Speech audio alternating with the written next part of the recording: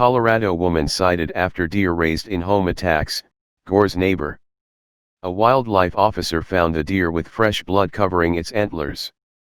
A 73-year-old woman in Colorado was cited with 2 misdemeanors after a buck deer she raised in her home gored her neighbor last week, according to officials.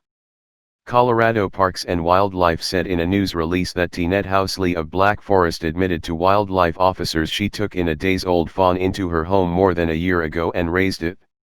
"We can't say it enough, wild animals are not pets," said Frank McGee, CPW's area wildlife manager for the Pikes Peak region.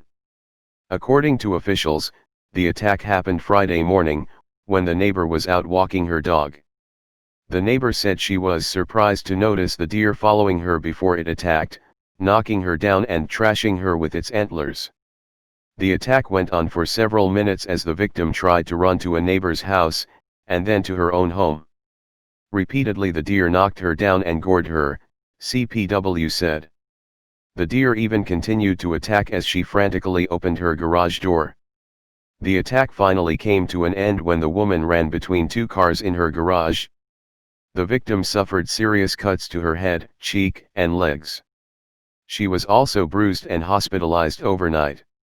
A wildlife officer who responded to the scene discovered the deer with fresh blood covering its antlers that aggressively approached the officer, according to the agency. The officer euthanized the deer and took it to CPW's Animal Health Lab in Fort Collins to test it for rabies and other diseases.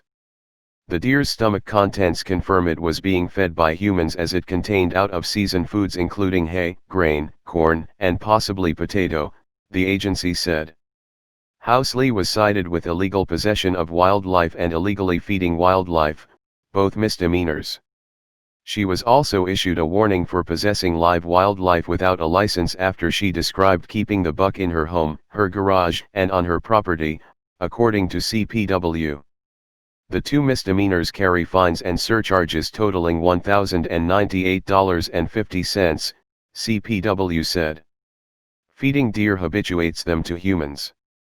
They lose their fear of humans and that leads to these outcomes that are tragic for both wildlife and people, McGee said in a statement.